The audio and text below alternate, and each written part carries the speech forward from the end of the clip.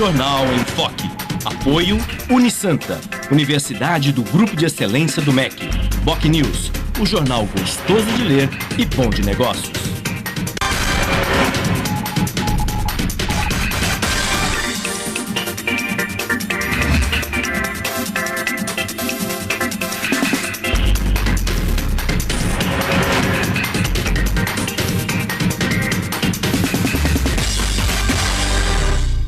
Olá, bom dia. Começa agora pela Santa Cecília TV uma nova edição do Jornal em Foque.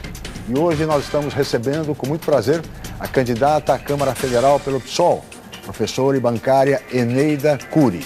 Também participaria do programa de hoje o candidato do PEN, José Manuel Ferreira Gonçalves, que, no entanto, não compareceu. Muito bem, nós estamos iniciando mais uma edição do Jornal em Foque e dando continuidade ao ciclo de entrevistas que o Grupo Enfoque de Comunicação e o Jornal em Foque promovem com candidatos a deputado da região metropolitana da Baixada Santista, que vão apresentar os seus compromissos, ideias, propostas, iniciativas com relação a temas fundamentais para a nossa região. Temas como saúde, educação, habitação, mobilidade, segurança, entre outros temas de relevante, de evidente interesse público. Dessa forma, o Grupo Enfoque contribui para o aperfeiçoamento do processo eleitoral do dia 5 de outubro, também para o aprimoramento da democracia. Mas tudo isso vocês acompanham daqui a pouco, logo após um breve intervalo comercial. Nós voltamos já com o Jornal Enfoque.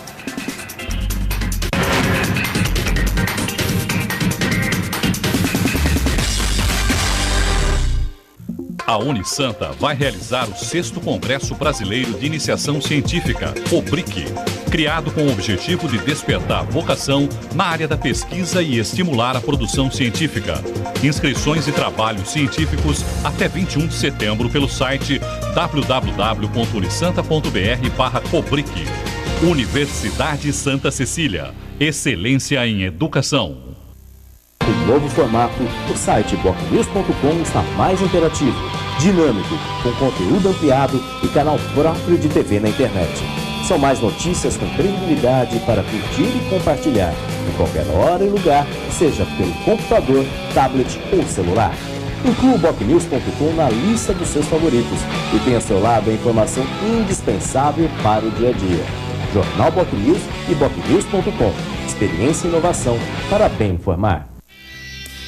Vamos vigiar os deputados com câmeras ligadas em seus gabinetes. É hora de transparência total na política, porque só quem foi vigiada 24 horas por dia pode fazer esta proposta. Sou Maria Melilo, 20221. PSC 20. Dia 8. Uma grande festa de louvor e fé para nossa padroeira, Nossa Senhora do Monte Serrat.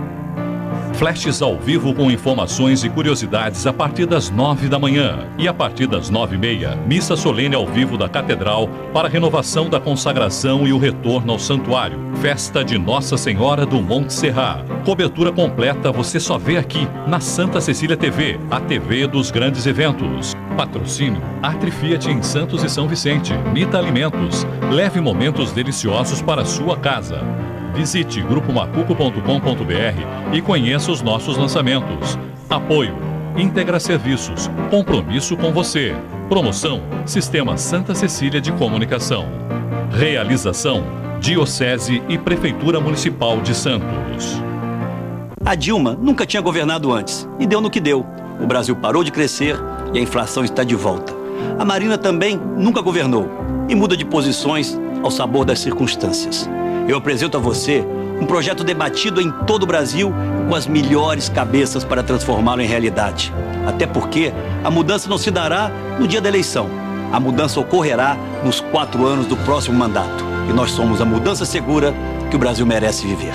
Aécio Presidente.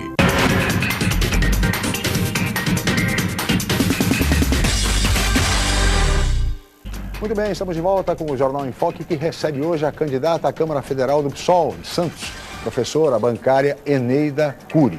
Também participaria do programa de hoje o candidato do PEN, Partido Ecológico Nacional, José Manuel Ferreira Gonçalves, candidato à Câmara Federal, que, no entanto, não compareceu para o programa de hoje. Mas por isso, exatamente, Eneida, eu gostaria de começar essa entrevista, como faço normalmente com todos os candidatos que vêm aqui ao Jornal em Foque, no sentido de saber o seguinte, professora Eneida, por que a senhora quer ser deputada federal? Bom dia e obrigado pela presença. Bom dia, Francisco, à equipe do Jornal em Foque, ao telespectador. Eu me coloquei como candidata porque nós vemos que existe uma distorção da representatividade no Congresso Nacional, principalmente evidenciada pelo financiamento privado de campanha, onde grupos empresariais poderosos, setores econômicos, financiam seus candidatos, elegem esses candidatos e eles são, então, representantes desses setores econômicos. E a distorção se dá justamente, por exemplo, as mulheres são maioria no Brasil. Sim. E nós temos nem 15% no Congresso. Os trabalhadores, sejam aposentados, informais, desempregados ou da ativa, formalizados, também constituem minoria no Congresso. É por isso que as nossas reivindicações da população, como saúde pública gratuita, de qualidade, sim, educação, transporte, violência, né, questão da segurança, elas são colocadas em segundo plano, porque não existe uma correlação de forças que façam esses temas serem importantes o suficiente para estarem na agenda do dia do Congresso. É por isso que a gente se coloca como candidata a ser a representante da nossa região para fortalecer, então, as mulheres, os trabalhadores, a população em geral, que tem os seus anseios sempre postergados. Uhum. Agora, professora Eneida, o que é que caracterizaria, marcaria um eventual mandato da senhora junto à Câmara Federal? Sim. Continuando, né, já está um pouco desenhado o que caracterizaria, né? No ano passado, a população foi às ruas reivindicando, sim, serviços públicos de qualidade. Jornadas de junho. As jornadas de junho, né? Mais direitos sociais, direitos civis, mais direitos trabalhistas. E nós vimos que algumas coisas foram feitas quando há pressão popular. Sim. Quando não há, depois já arrefece. Então, a nossa perspectiva, o que vai caracterizar é um mandato popular, é um mandato que dê continuidade, que dê voz lá no Congresso a essas expectativas que foram colocadas em junho. Uhum. E falando em expectativas, como a senhora observou agora na intervenção anterior, talvez a maior reivindicação da população brasileira, pelo menos o que as pesquisas atestam, pesquisas de alcance nacional, mostram que a população realmente reivindica a questão da saúde pública. Talvez seja a maior reivindicação da população. Em termos de saúde pública, professora Eneida, como é que se pode alcançar uma saúde de qualidade no Brasil, sobretudo a atenção básica à saúde? Isso. Eu devo, primeiramente, acho que contextualizar algumas coisas, porque isso vai valer para a saúde, para a educação, para a segurança, para todos os temas. Nós temos um problema econômico no país que se dá da seguinte maneira, não sei se os senhores sabem, 40% do orçamento de tudo que o Brasil, que a União arrecada com nossos impostos, nossa carga tributária, 40% é destinado para pagamento de juros da dívida pública. Ou seja, quem recebe esse dinheiro são os banqueiros, que não, por sua vez, não aplicam na produção. Eles são rentistas e eles aplicam, é o capital especulativo, que não traz riqueza para o país. Sobra, portanto, 60% ou 50% para a gente distribuir entre todas as áreas sociais. E aí está o gargalo, porque muito do que é feito paliativamente. porque não vai à raiz desse problema. Então, nós somos favoráveis a uma auditoria da dívida pública. Essa auditoria, porque os estudos já revelam, houve uma CPI em 2010, né, no Congresso da Dívida Pública, e revelou que em diversos momentos da nossa história houve contratos que foram ilegais, contratos que não preservaram o interesse nacional. Esses contratos poderiam ser anulados e eles poderiam, por exemplo, o Equador fez essa auditoria da dívida, ele abateu 75% da dívida e renegociou os outros 25%. Né? Isso nós estamos falando de bilhões de reais. Então a saúde, ela é destinado cerca de 100 bilhões a ela, né?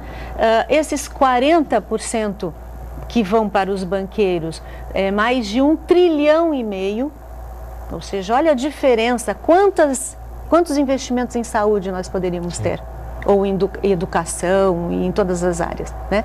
Então, a auditoria é necessária, nós vamos fazer todo o possível para que isso ocorra, vamos fazer...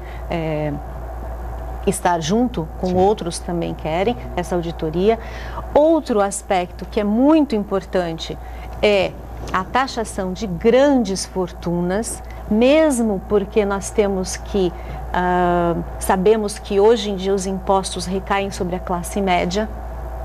A classe média e os pobres que indiretamente pagam os impostos são os que mais contribuem, né? E contribuem muito e não tem retorno nenhum. Então, para desonerar o imposto que a classe média paga, nós temos que taxar as grandes fortunas acima de 50 milhões, né? Essas grandes fortunas acima de 50 milhões, só 5% dela, uma taxação de 5%, daria, num ano, o equivalente ao que é aplicado em educação, 90 bilhões. Então, uma reforma tributária é importantíssima. Sem dúvida. Então, eu começo com isso porque esses aspectos são importantes, isso estrangula o investimento que o Brasil pode fazer nas áreas sociais. Agora, a par dessa questão da auditoria, enfim, da taxação de grandes fortunas, que são medidas que vêm sendo defendidas já há algum tempo pelo PSOL, entre outras lideranças políticas também, mas o fato é que o Brasil vive uma realidade dramática na área da saúde. Ou seja, a população enfrenta problemas diariamente, rotineiramente, em qualquer unidade de saúde. E nesse sentido, o que é que falta na sua avaliação? Quer dizer, a par de mais recursos, evidentemente, que seriam provenientes de uma auditoria. Mas, do ponto de vista, você acha que faltam mais recursos, mais gestão ou seriedade, de fato, na condução da política de saúde? As três coisas, né? As três coisas. Nós encontramos falta de seriedade em alguns momentos, encontramos falta de gestão em alguns momentos e o que permeia tudo isso também é a falta de recursos. Agora, a atenção básica, ela é primordial, porque a atenção básica e os grupos de médicos de família, né, que existem, fazem a prevenção. Ele dá o primeiro atendimento ao cidadão, mas tem que ter remédio, tem que ter aparelhagem. Então, outro dia eu também estava ouvindo um congressista falando, tem que se aumentar o custeio, porque não adianta construir hospital, construir ou escolas e não dar condições de trabalho, pro professor, pro médico, pro pessoal da área da saúde, é evidente. Agora, eu acho que a função também do deputado federal é estar na sua região, avaliando se os recursos que estão vindo, se realmente estão sendo empregados e como estão sendo empregados. Não é uma função oficial, obviamente, que nós temos o Conselho de Saúde, que é deliberativo, né, que precisa ser resgatado, ele existe, mas precisa a população tomar conta dele para que ele não seja manipulado. E isso a população tem que fazer isso, né? É responsabilidade. Nós temos um instrumento de controle social que é que são os conselhos, né? Se existe omissão, quem tem interesse em manipular, vai manipular. E depois não se pode reclamar que os recursos não estão sendo bem aplicados, né? E tem a Câmara dos Vereadores, que também tem essa função de fiscalização. O Legislativo tem essa função. Mas o deputado federal, não é porque ele está em Brasília, que ele não tem que estar aqui também, vendo como estão e conversando com setores, conversando com a população, para saber a real dificuldade que essas pessoas passam. E veja que a situação da saúde ela é tão complicada, professora Eneida, que a própria presidente Dilma Rousseff admitiu, numa entrevista recente, pública, na televisão, que não é minimamente razoável o atendimento à saúde no Brasil. Isso. Ou seja, a própria presidente da República admitindo essa realidade. Principalmente, né, o SUS, outra notícia que é recente, o fechamento de diversas maternidades privadas, né, inclusive leitos SUS que eram destinados em hospitais privados, destinados a atendimento da obstetrícia, foram fechados, mas não porque somente os número de partos caíram em 4%. Né? Mas os leitos foram fechados em 9%. Por quê? Porque não é lucrativo. E aí nós temos um problema crucial que às vezes o Estado, ele, por não ter tantos recursos, ele tem que se valer da iniciativa privada para poder ampliar o seu leque, oferecer atendimento, só que fica também refém, muitas vezes, sabe que a iniciativa privada quer lucro. Então, né? Fecha leitos de maternidade para abrir esses leitos para oncologia e para cardiologia, porque remunera mais.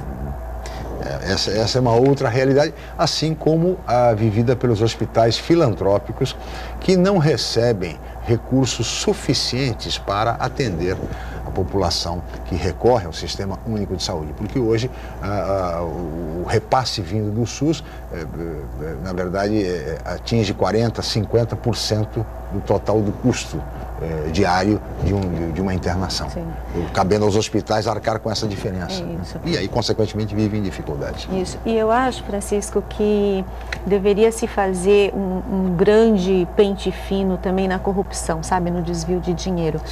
Porque o que nós vemos em diversas cidades, e aparece na televisão, não é nem diversas cidades, em que o governo destina o recurso, né, e esse recurso ele é desviado, não oferecem.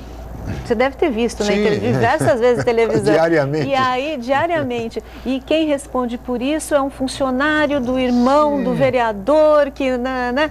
Então, do deputado, enfim, é complicado. Então, isso a gente tem que fazer uma... Sem dúvida, não se pode tergiversar com esse tipo de prática, especialmente na área da saúde. É simplesmente abominável qualquer prática de corrupção na área da saúde, desviando dinheiro de medicamentos, enfim, como se vê rotineiramente no Brasil. Essa é uma medida saneadora, é preciso que se resolva isso. E a outra coisa que também serve para desviar dinheiro, muitas vezes, são essas organizações sociais. Infelizmente, que é a terceirização, né? A terceirização, ela já é prejudicial pelo fato de que os trabalhadores terceirizados são precarizados no seu trabalho, têm menos direitos. Qualquer trabalhador terceirizado sabe disso e vive isso na carne, né? Mas terceirizar a saúde, a gestão do hospital, o Ministério Público e o presidente do Tribunal de Contas do Estado, já uns anos atrás, revelou que é uma caixa preta, uma OS. Ninguém consegue rastrear, acompanhar o caminho que o dinheiro faz dentro dela. Dizem que a fiscalização vai se dar depois com o cumprimento de metas. Mas essas metas, elas são numéricas. Então, quantos atendimentos, quantas consultas, estatística. Estatística. E aí, quando você cai nessa estatística, já pegaram o médico fraudando atendimento, que é para poder bater com a meta lá na... Então, exato. Não ter também a licitação. As OS não precisam fazer licitação para compras de remédio, para a sua subsistência lá, gerenciar o hospital. não tem como acompanhar. E aí, ou é a prefeitura, ou é o Estado, ou é a União que está, é o nosso dinheiro que está servindo, né? É uma empresa sem fins lucrativos que eu nunca vi, então também é... Professora, peço sua licença, nós vamos para um rápido intervalo comercial e voltaremos em seguida. E no próximo bloco, vamos falar sobre educação. Voltamos já.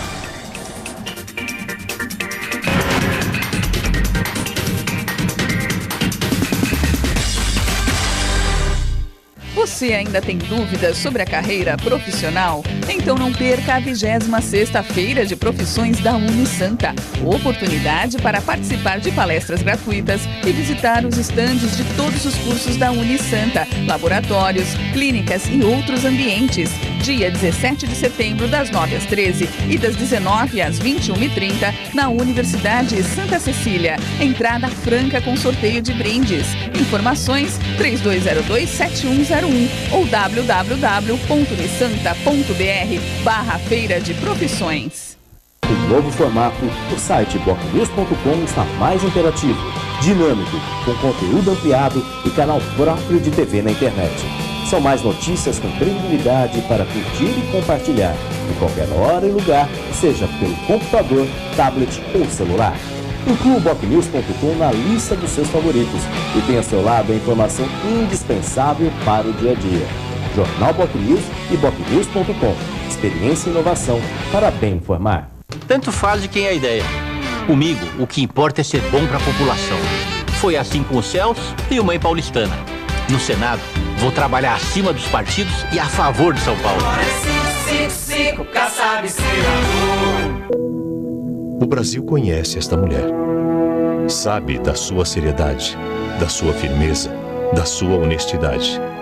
O Brasil sabe da competência como ela atravessou a maior crise da economia internacional e impediu que esta crise afetasse gravemente nosso país.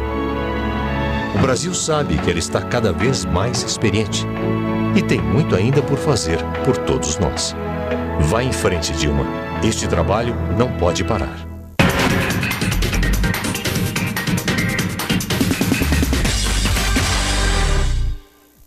Muito bem, estamos de volta com o Jornal em Foque, que recebe hoje a professora Eneida Cury, candidata do PSOL à Câmara Federal, candidata pela região metropolitana da Baixada Santista. Também participaria do programa de hoje o candidato pelo PEN, Partido Ecológico Nacional, José Manuel Ferreira Gonçalves, que, no entanto, não compareceu.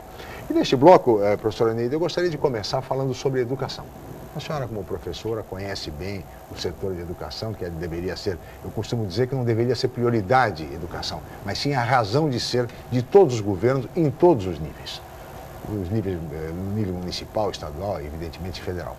Mas, nesse sentido, também a educação tem problemas. E nós temos no Brasil, professor Eneida, um déficit, pelo menos segundo os dados oficiais, de 300 mil professores. Professores de língua portuguesa, de matemática, de física, de geografia, enfim. Eu queria saber da senhora o seguinte, como educadora, por que isso acontece? Por que nós temos tanta falta de professores no Brasil? A razão, ao meu ver, é porque a carreira não é atrativa. Deixou de ser atrativa. Nós estávamos conversando anteriormente, a qualidade das escolas públicas. Sem dúvida. Né? A qualidade dos professores era valorizado. Hoje em dia, não. O professor recebe pouco, né?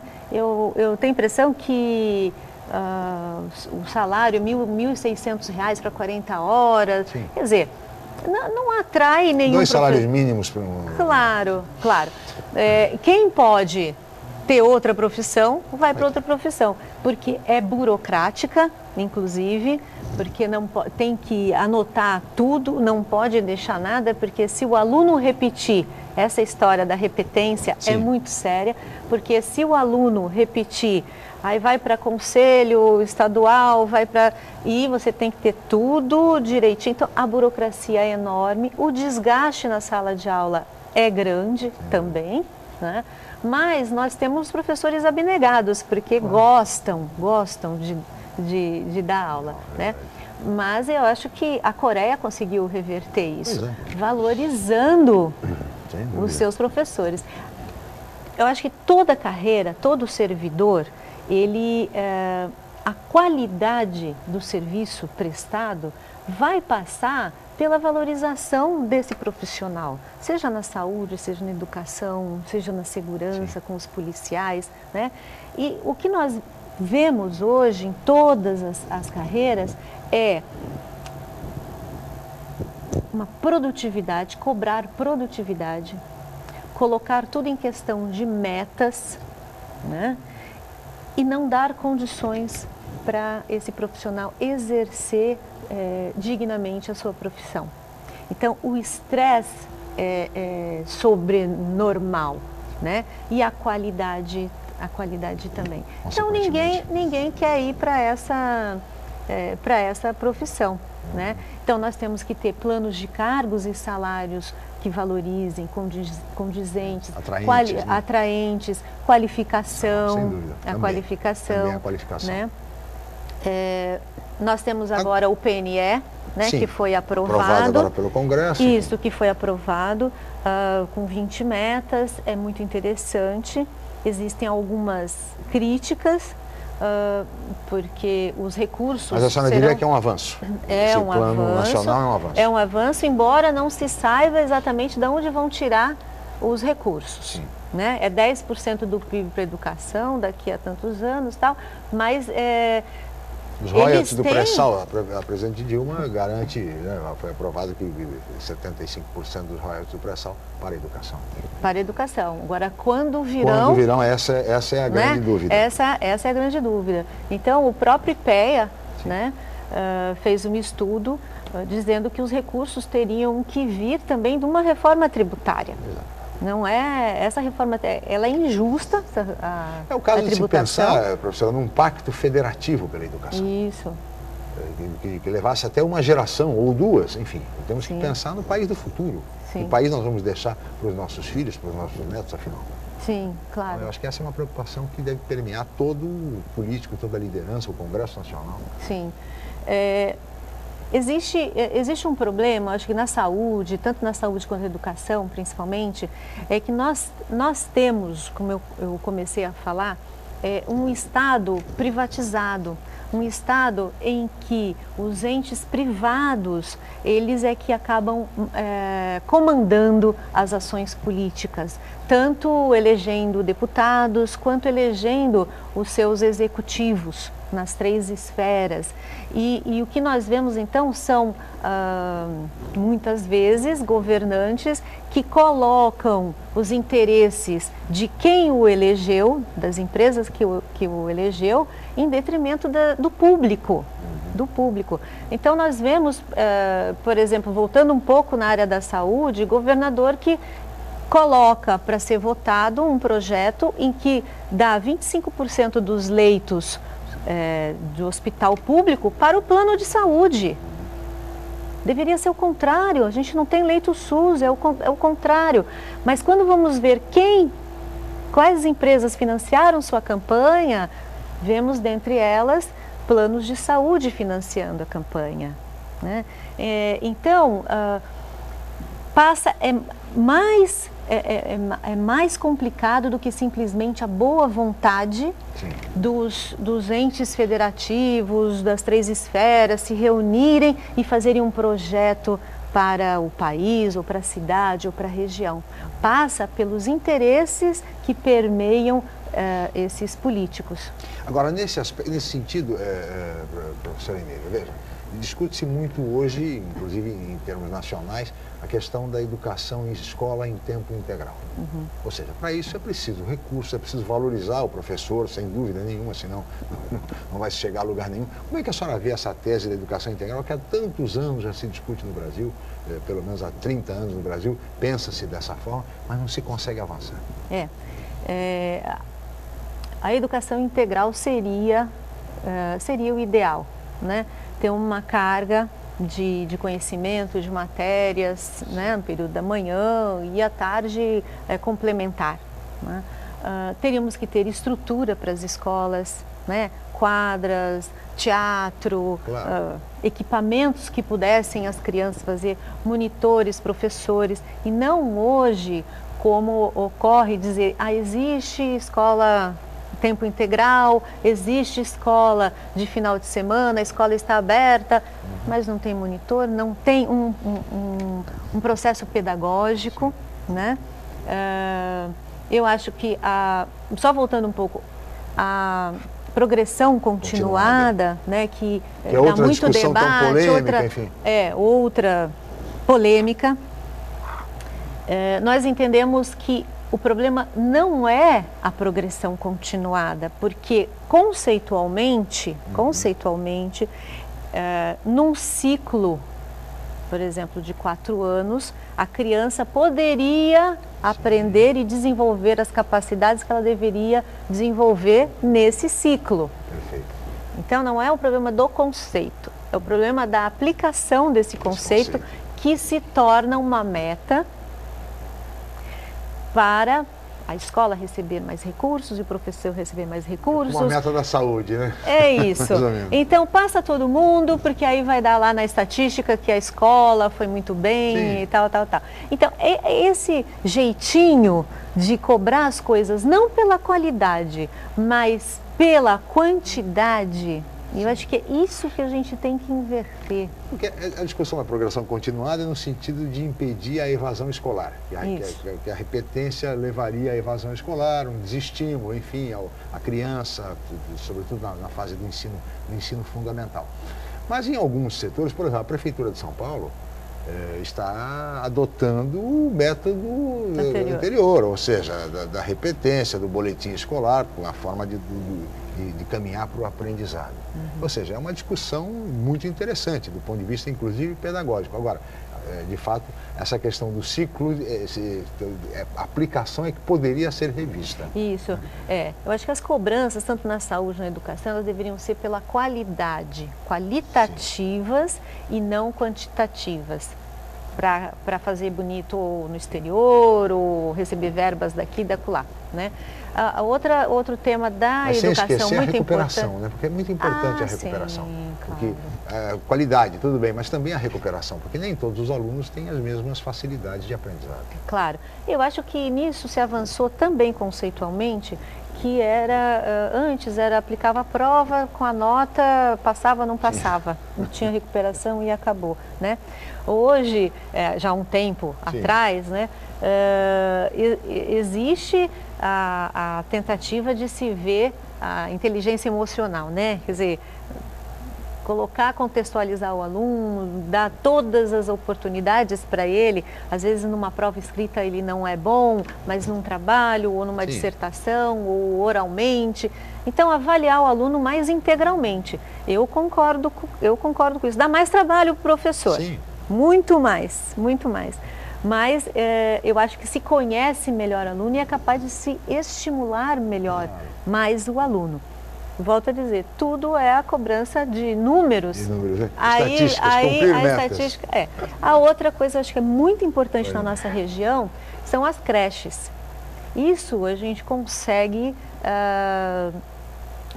fazer força para que sejam colocadas, porque as mães muitas vezes não conseguem ou não têm aonde deixar os filhos, ou as creches, elas moram numa região, mas tem que se locomover, pegar um ônibus e ir até outro bairro longe para deixar o filho lá e vice-versa. Quer dizer, não existe uma logística aí. E o oferecimento das vagas é reduzido, principalmente na nossa região. Então, eu creio que Santos tem índices um pouco melhores de saúde e de educação também, mas creio que é possível a gente, como deputada federal, conseguir recursos e alavancar que outros municípios da região consigam ter também índices melhorados, tanto de saúde quanto de educação. O hospital, por exemplo, não é possível. Eu estou invertendo, porque eu vou lembrando das coisas, né? Desculpa. Tem tudo a ver, é evidente. Não é possível as pessoas lá do Vale do Ribeira virem de madrugada para serem atendidas no Guilherme Álvaro, não tem outro hospital para elas virem, não é isso? Quanto tempo? Então, são gestões que é possível um deputado ou os deputados fazerem. Eu acho que tem que haver uma união dos representantes da região, por isso é importante a eleição eleger deputados da região para que eles façam uma frente de deputados em pró da nossa região e trazer hospitais, os recursos necessários. O executivo no Exatamente, sentido que faça. Pressionar o executivo. E isso, olha, vai permear tudo. É saúde, educação, é a mobilidade também, a segurança. Então, é um papel muito fundamental dos deputados. Mas, professora, sobre mobilidade e segurança, nós vamos falar no próximo bloco. Nós vamos para um rápido intervalo, voltaremos em seguida com o Jornal em Foque.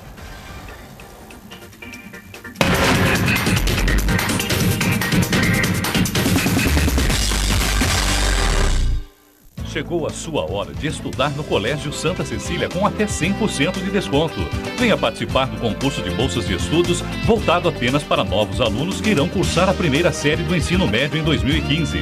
Essa é a sua oportunidade de estudar em uma infraestrutura de ponta e corpo docente altamente qualificado.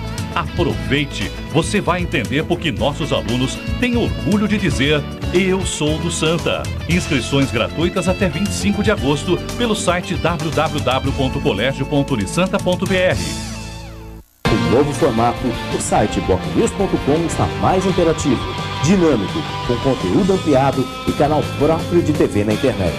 São mais notícias com credibilidade para curtir e compartilhar, em qualquer hora e lugar, seja pelo computador, tablet ou celular. Inclua o bocnews.com na lista dos seus favoritos e tenha ao seu lado a informação indispensável para o dia a dia. Jornal Bocnews e bocnews.com. Experiência e inovação para bem informar. Dia 8. Uma grande festa de louvor e fé para nossa padroeira, Nossa Senhora do Monte Serra. Flashes ao vivo com informações e curiosidades a partir das 9 da manhã. E a partir das 9h30, missa solene ao vivo da Catedral para a renovação da consagração e o retorno ao santuário. Festa de Nossa Senhora do Monte Serra. Cobertura completa você só vê aqui, na Santa Cecília TV, a TV dos grandes eventos. Patrocínio Atri Fiat em Santos e São Vicente. Mita Alimentos. Leve momentos deliciosos para a sua casa. Visite grupomacuco.com.br e conheça os nossos lançamentos. Apoio Íntegra Serviços. Compromisso com você. Promoção Sistema Santa Cecília de Comunicação. Realização Diocese e Prefeitura Municipal de Santos. O senador Eduardo Suplicy sempre se destacou pela defesa da ética, da honestidade e do respeito pelo dinheiro público. Em 2012, escolhido por jornalistas e internautas, Suplicy recebeu o prêmio de melhor senador do Brasil. Eduardo Suplicy, um senador para São Paulo se orgulhar.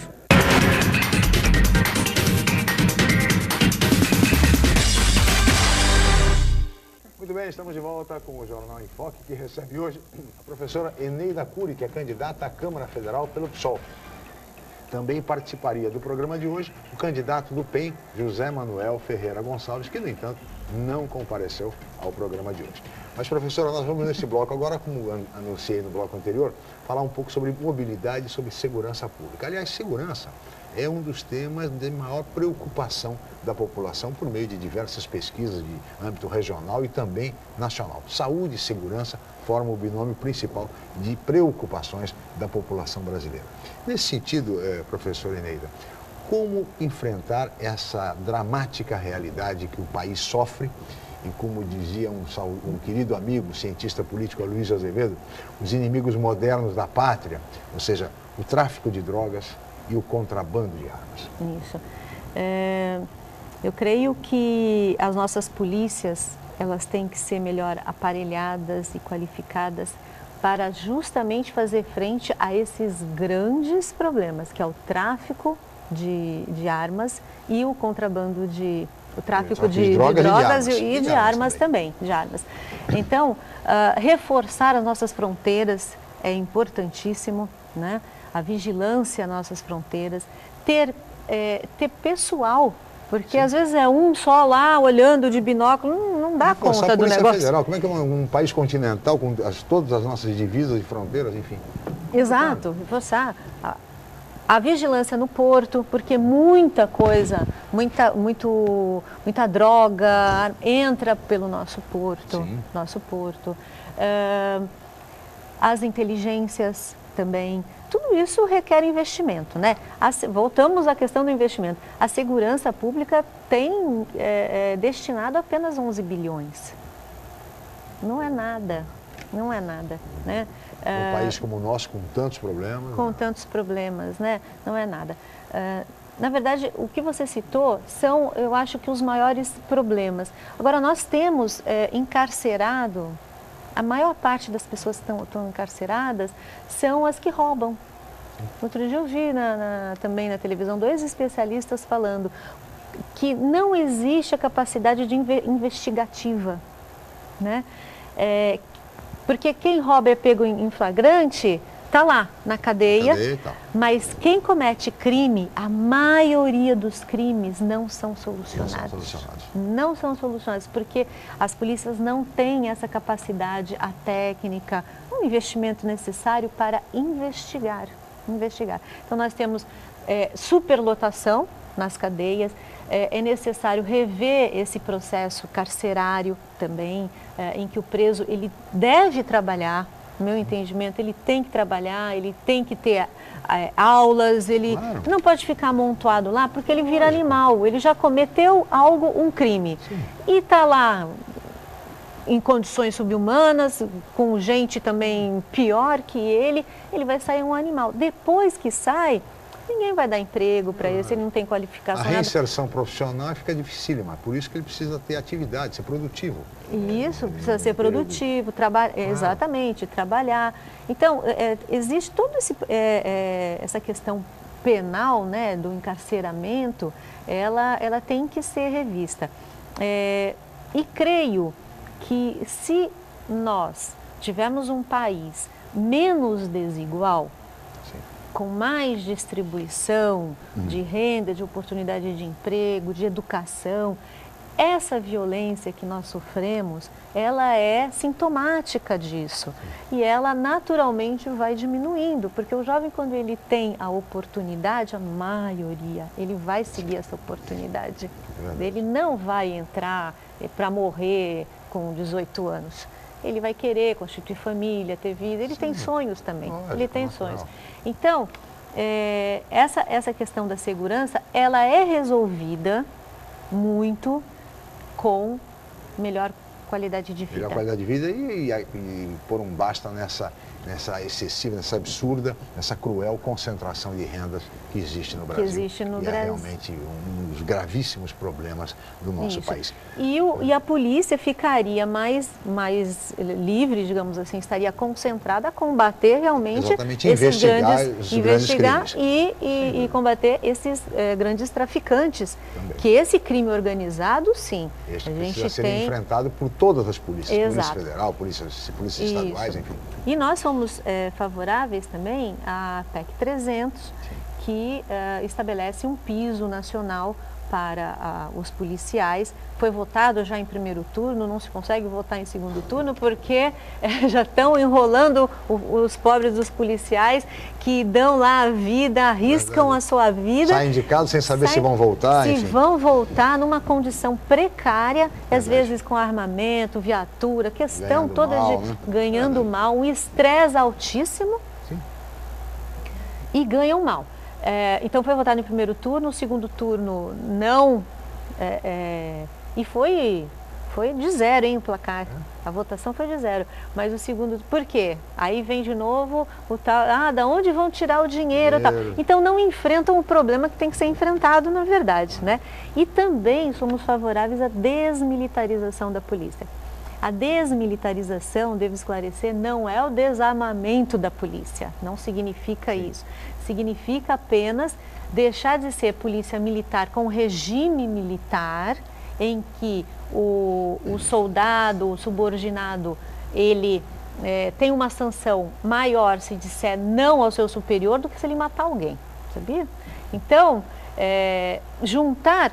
unir as duas polícias, nós ganharíamos em escala, reduziríamos custo e seria muito melhor para os próprios trabalhadores. Portanto, a unificação das polícias. A unificação. Polícia Militar e Polícia Civil. Creio que está longe ainda, mas é um debate que começa a aflorar e eu acho que a gente tem que continuar a Assim como o debate da municipalização da segurança. Também é um outro debate que está posto, enfim, no cenário em todo o Brasil. Agora, a senhora fez referência com relação à oportunidade para os jovens, e isso também é uma grande prioridade, até porque nós estamos com uma geração, a chamada geração nem-nem, né? Que nem trabalha e nem estuda. São 10 milhões de jovens brasileiros vivendo nessa situação, ou seja, sem qualquer perspectiva. Pois é, e esses são os jovens propícios para entrarem, para ser qualquer coisa no tráfico. A marginalidade. A marginalidade, né? Isso é falta de oportunidade. Eu creio que na nossa região, nós temos aqui o porto, temos o pré-sal, nós conseguiríamos fazer um estudo de modo a trazer investimentos, trazer empresas, ou que sejam empresas destinadas à exploração do pré-sal, na cadeia produtiva ali do pré-sal, ou de exportação do porto. Muito se fala nisso, eu já há alguns anos eu ouço falar nisso, mesmo as EPEs se aventou a possibilidade, mas não, eu acho que não teve ainda uma carga mais séria para que isso ocorra.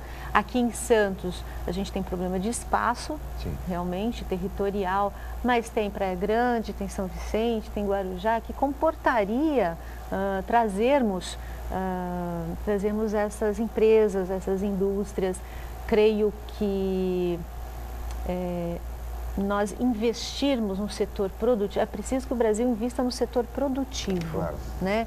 Deixe o setor especulativo, que voltamos aos 40% do PIB, que só joga com papéis, títulos da dívida pública, só jogam com isso e tem um dos juros mais altos do mundo, né? Então compram dinheiro lá fora com juros baixos e vem aqui depois comprar títulos da dívida recebendo os juros mais altos do mundo. E não investem no setor produtivo, pois é o setor produtivo que vai dar emprego. Que vai dar emprego. Então, eu creio novamente em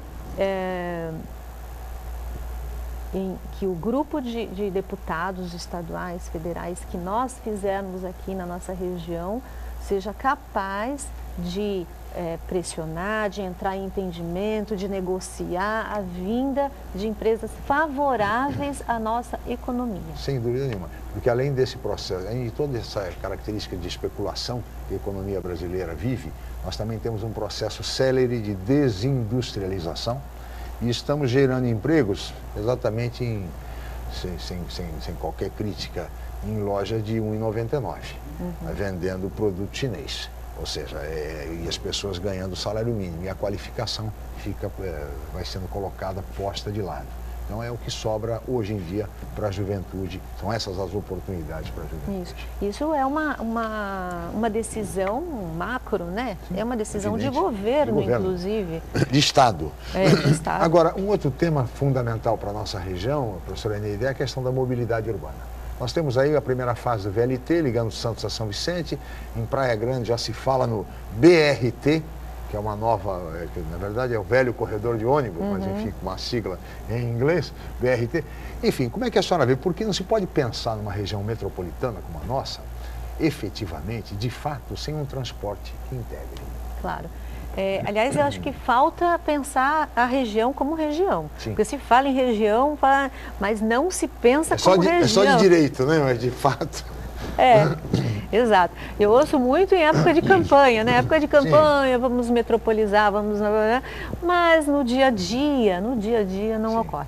Então, o VLT é um avanço nesse sentido, né? Se deveria ser o que o Anuar gostaria, que é o monotrilho, o monorail, ou se é o VLT ou por baixo, tal, isso se discute, porque eu também fui à audiência pública que determinava que era o VLT, e eu vou lhe dizer que é terrível, terrível. Não, a empresa disse para o Anuar, nós avaliamos e o monorail não é recomendável. Acabou, não tem mais papo, entendeu? Então isso numa audiência que os cidadãos estavam lá para saber. Então, assim, então é discutível isso, mas é um avanço no sentido de integrar da integração e um veículo que vai mais rápido, você tem menos conforto. Eu creio que nós temos outros pontos a avançar. Existe um projeto da Dersa já, há uns poucos anos atrás, que constituía a integração da nossa região através do nosso estuário, né? Através de balsas. Praticamente todas as cidades, daqui 6 cidades, seriam integradas com balsas, com transporte hidroviário. E aí tinha já todo o projeto com o terminal de ônibus, tudo. A passagem seria R$1, né? Iria até Bertioga. A dificuldade que as pessoas têm para ir até Bertioga. E não foi levado à frente. Não, mas existe o projeto, isso aí seria interessante. Não foi levado à frente porque o próprio gerente da Dersa revelou que não era, os donos das empresas de ônibus não gostaram do projeto, então não foi levado à frente, né? Então é isso que eu falo. Tem outros interesses. Enfim, tem que ser exato, mas tem que bater firme o pé e dizer, sabe, os prefeitos, assim, não, mas isso aqui é bom para todo mundo. Então, o hidroviário, o ferroviário, que pena que o nosso colega também não veio para explanar mais, mas o transporte de carga, né, isso não pode ser feito apenas por meio de caminhões, né? A gente vê o que é o rodoviário está completamente congestionado. Temos que investir no ferroviário e recentemente eu vi uma explanação lá no Congresso feito com deputados da Amazônia que encomendaram estudo para a Universidade Federal do Amazonas sobre como eles poderiam fazer a logística de integração entre o rodoviário, o ferroviário e o fluvial, né? Para escoar tanto a produção quanto a mobilidade das pessoas. E foi muito interessante. Então isso eu não sei se já foi feito aqui na nossa região, mas poderia ser feito com especialistas, porque nós temos tantas universidades e os deputados poderiam fazer isso. Apresentar um estudo de integração, de mobilidade, que incluísse hidrovias, né? Claro. Ferrovias e o transporte urbano. O outro fator importante é a tarifa zero para a locomoção via ônibus, né? Existe também já estudo do IPEA designando que é possível, através de algumas isenções, baratear o custo da passagem e atingir, dar a tarifa zero para cerca de 7,5 milhões de pessoas, que são os estudantes, os desempregados, né? E os idosos, né? 7 milhões e meio. Seria viável isso, a começar já com as cidades acima de 700 mil habitantes e depois passaria para as de 500 mil e depois é um projeto que vem vindo, que foi estudado. E isso tem que sair do papel, né? Isso é recente, mas tem que sair do papel. O transporte urbano, ele é o único serviço público em que o usuário paga diretamente.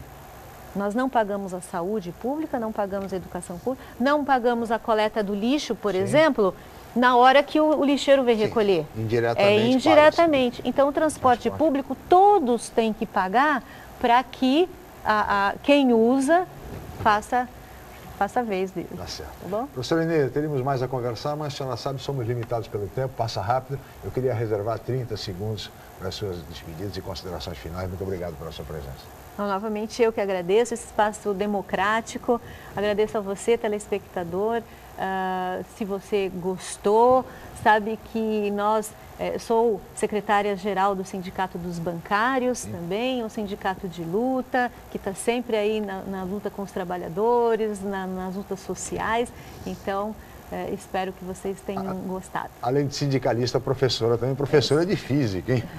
É um negócio muito sério. Muito obrigado, Eneida Cury, candidata do PSOL à Câmara Federal. O programa de hoje também contaria com a participação do candidato do PEN, José Manuel Ferreira Gonçalves, que, no entanto, não compareceu. Gostaria de agradecer muito a Eneida, a toda a equipe, especialmente a você, telespectador, pela atenção, pela audiência. Nós estaremos de volta amanhã em mais uma edição do Jornal em Foque. Mais uma vez, muito obrigado e até amanhã.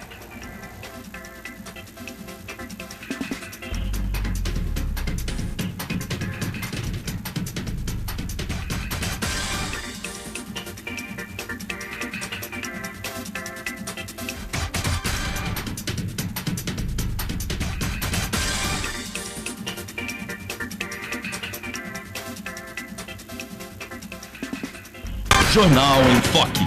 Apoio Unisanta, Universidade do Grupo de Excelência do MEC. BocNews, o jornal gostoso de ler e bom de negócios.